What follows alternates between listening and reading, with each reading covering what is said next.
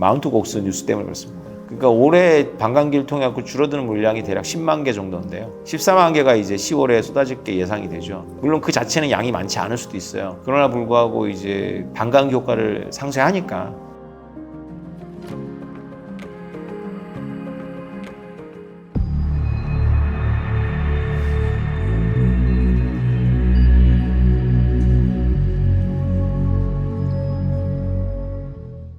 비트코인 최악의 시나리오요. 비트코인의 최악의 시나리오는 언제나 앞으로도 계속 있을 텐데요. 비트코인의 가장 큰 문제인 사토시 나카모토의 110만 개 물량입니다.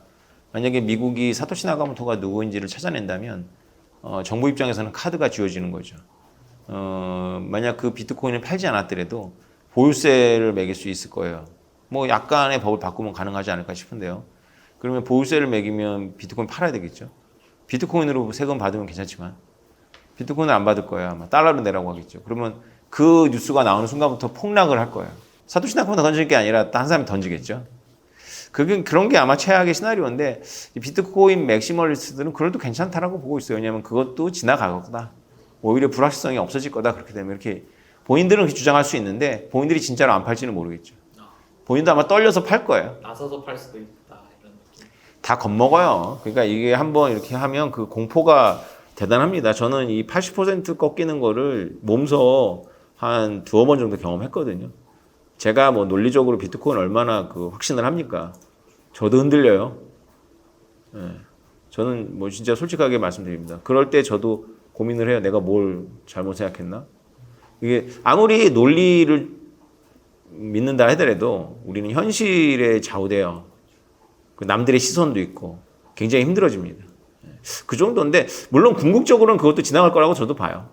그렇지만 내가 그 비를 다 맞을 것이냐 그건 다른 문제죠. 빨리 팔고 일단 다시 쉬었다가 채굴자도 힘들죠. 그러니까 채굴이 그렇게 막 수익성이 높은 비즈니스가 아닐 거예요. 왜냐하면 라이선스가 없거든요. 비트코인은. 그냥 누구나 채굴기가 있으면 할 수 있는 거니까 경쟁도 치열하고. 다만 이제 이게 가능한 거는 나라마다 전기세가 너무 다르니까 아주 싸게 전기를 구할 수 있는 여지가 아직도 많이 있어요. 그러니까 이제 그걸 할 수가 있는 건데 그럼에도 불구하고 이제 채굴량이 반으로 줄었으니까 일단 비트코인 수입은 반으로 줄었죠. 그러면 가격이 2배로 올라주면 이전하고 똑같은데 아직 2배로 안 올랐잖아요. 지금은 버틸만 할 거예요. 왜냐하면 작년에 많이 올랐기 때문에 비축해 놓은 게 꽤 있을 거예요. 근데 이제 이게 계속되면 가뭄이라고 볼 수 있죠. 채굴자들 입장에서는. 그렇죠. 근데 이거에 대해서 일반인들이 특히 비트코인 비판자들이 잘못 생각하는 게 있어요. 채굴자들한테 좋은 게 비트코인한테 좋은 건 아니에요. 채굴자들한테 나쁜 게 비트코인한테 나쁜 것도 아니에요. 두 개를 별개로 보셔야 돼요.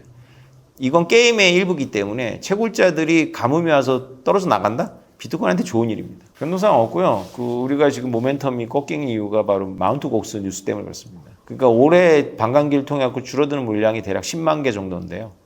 14만 개가 이제 10월에 쏟아질 게 예상이 되죠. 물론 그 자체는 양이 많지 않을 수도 있어요. 그러나 불구하고 이제 그게 반감기 효과를 상쇄하니까. 그러나 반감기 효과라는 건 누적되는 거니까 내년에는 이제 얘가 달라지죠.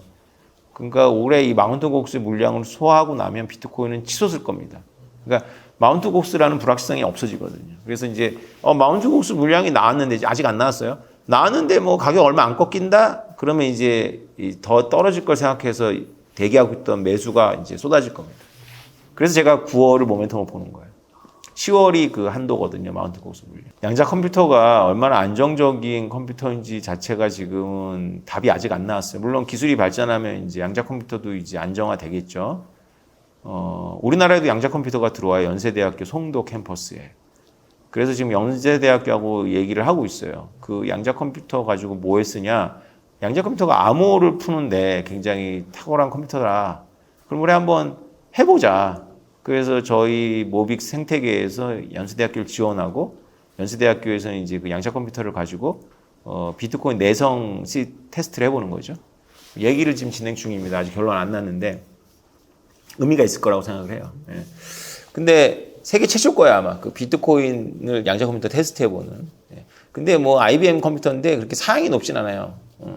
근데 양자 컴퓨터라는 게 진짜 내가 하나 구입하면 되는 게 아니라 송도에다 건물 하나 짓고 있거든요. 연세대학교가.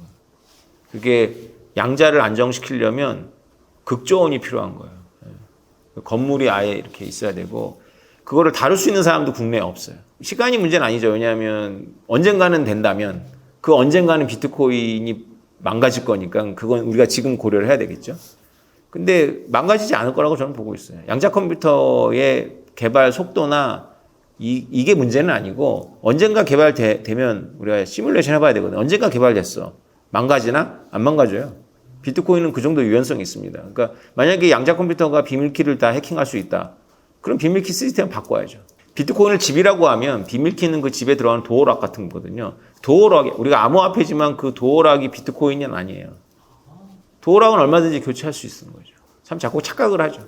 채굴을 독점할 수가 있어요. 그러니까 만약에 채굴 계산을 양자 컴퓨터가 뭐 엄청나게 빨리 한다. 그러면 다른 채굴 기계를 압도하겠죠. 그런데 그건 중요하지 않아요. 왜냐하면 결국 비용의 문제거든요. 양자 컴퓨터가 엄청 싸져야 돼요. 양자 컴퓨터 싸져야지 의미가 있거든요. 양자 컴퓨터 비싼 상태에서 채굴 독점해 봐야 비싼 거 자기가 들여가지고 비트코인을 수지가 안 맞잖아요. 그리고 비싼 걸 가지고 채굴해서 독점해 봐야 자기가 그 비트코인을 파괴하면 자기만 손해죠. 비용 못 받을 거 아니에요. 그러면 이제 양자 컴퓨터가 채굴에 투입되려면 어느 정도 가격이 합리적으로 내려와야 되거든요. 합리적으로 내려오면 남들도 양자 컴퓨터 돌리겠죠. 비트코인은 기술로 만든 거지만 공학적인 게임이 아니에요. 비트코인은 사람들이 하는 게임이에요. 그래서 게임 티오리로 이해를 해야 돼요. 그래서 절묘하게 설계가 된 거죠. 그래서 사람들이 생각하는 것은 어떤 막연한 기술이 나타나서 비트코인이 망가지고 이런 생각은 맞지 않는 게 네가 그걸 어떻게 하냐라고 하겠지만 인문학적인 현상인 거예요. 이게 게임 티오리라는 게 인간들의 게임이거든요. 그냥 비트코인의 기술은 그 인간들이 쓰는 그 게임의 툴인 것 뿐이고요. 이 게임의 틀 자체가 너무 재밌는 거예요. 그래서 이거는 약간 좀 어려운 얘기지만 양자 컴퓨터를 한 명만 쓰고 되게 싸게 쓸 수 있는 양자 컴퓨터 혼자 한 명만 쓴다면 독점이 맞아요. 근데 비싼 양자 컴퓨터를 혼자만 쓰면서 비트코인 채굴을 할 것이냐? 안 하죠. 왜냐하면 비트코인하고 가격이 안 맞으니까. 그러면 그가 양자 컴퓨터로 다 채굴을 거의 독점한다 치고 자기가 비트코인을 파괴할 거냐? 자기 손해야 하니까요. 근데 양자 컴퓨터가 싸지면 나 말고 또 다른 사람이 양자 컴퓨터 쓸 거 아니에요. 그럼 다시 되돌아온 거예요. 원래대로. 지금하고 똑같아요. 그러니까 걱정 안 하셔도 돼요. 채굴 시스템이라는 건 게임 티오리를 이용하는 거지. 그리고 이제 질문하신 거는 이제 좀 다른 맥락이고 양자 컴퓨터로 채굴한다 그래가지고 채굴량이 막 많아지는 게 아니라 정해져 있어요. 그래서 비트코인은 10분마다 그러니까 2주에 한 번씩 조절을 해요. 그러니까 누군가가 양자 컴퓨터 써가지고 엄청나게 채굴을 빨리 해버렸다. 그럼 2주 후에 난이도가 더 높아져요. 그래서 평균 10분에 맞춰지는 거죠. 제가 AI에 대한 공부가 부족해서 다는 모르는데 대충 생각해보면 이제 신원 문제가 생겨요. AI가 지금 잘하는 게 온라인에서 가상의 인물을 아이덴티티를 부여해갖고 실제하고 구별 안 되게 할 수 있잖아요. 그런 것 때문에 이제 블록체인 기술이 각광을 받죠. 그 블록체인은 이제 오리지널리티라고 그래가지고 그것을 자산의 오리지널리티를 부여하는 게 바로 비트코인인 거고요. 그 신원 인증을 하는 기술이 거의 똑같은 맥락에서 나올 수 있어요. 그래서 AI가 이제 오히려 블록체인의 그 보급을 활성화시킬 수 있죠. 그러니까 AI가 만들어낸 딥페이크라든가 이런 거로부터 내 자산과 신원을 지키려면 비트코인하고 블록체인 기술을 적극적으로 활용해야 될 거예요. 그렇죠. 사토시 나카모토가 비트코인을 만들었고 사토시 나카모토가 사라진 게 비트코인의 큰 장점이지만 그가 비트코인과 함께 사라졌다는 게 비트코인의 가장 큰 문제예요. 저는 그건 중요하지 않은 것 같아요. 왜냐하면 그의 110만 개 비트코인은 돌아올 거예요. 지금도 돌아오고 있다고 생각하고 있어요. 110만 개를 갖고 사라졌다는 건 돈에 욕심이 없는 사람인데 돈을 선택한 거죠. 자기 명예보다. 그러면 돈을 왜 선택했을지를 생각해보면 거기에 추론에 들어가니까 이제 소설이 되는 건데 넷플릭스 드라마가 되는 건데 제 추론에 의하면 가족을 위해서였을 거예요. 지금도 조금씩 가족들한테 배달되고 있다고 저는 보고 있어요. 왜냐하면 가끔씩 사토시 시절에 비트코인이 움직여요. 사토시 건지 아닌지 확실하지 않지만 움직입니다. 그리고 그게 움직인다는 뉴스가 뜨면 한 1, 2주 가격 안 좋아요. 근데 최근에 제가 느낀 건 뭐냐면 그 뉴스 늘어나고 있어요. 빈도가 줄어들고 있어요. 뉴스를 찾아보시면 사토시 이어로 코인 그러면 뉴스가 쫙 뜰 거예요. 그 주기를 한번 계산해 보시면 돼요. 최근에도 있었어요. 1000개인가가 움직였는데. 네, 비트코인은 여러 가지 이유로 굉장히 중요한 자산입니다. 그리고 비트코인 현상은 이제 없어지지 않아요. 여러분들이 절대 속으면 안 됩니다. 가격이 좀 침체했다 그래가지고 비트코인 그거 없어져 이렇게 말하는 주변이 그 누가 됐건 그는 거짓말을 하고 있는 거예요. 본인이 의도적이건 의도적이지 않건. 여태까지 거짓말이라는 거 우리가 봐왔잖아요. 지난 15년 동안. 사라진다고 생각하면 더 강해져 돌아왔잖아요. 이제 여러분이 선택을 하셔야 돼요. 내가 비트코인을 적극적으로 수용하는 삶을 살 것인지, 아니면 계속 내가 모른 척하고 살 것인지. 내가 몇 개 사갖고 투자해서 이득을 보고 손해를 보는 거, 그거 중요합니다, 개인한테는. 근데 그 너머를 보셔야죠. 비트코인과 함께 살아갈 건지, 비트코인이 있지만 나하고는 무관한 거야 라고 계속 우기면서 살 건지를 선택하셔야 돼요.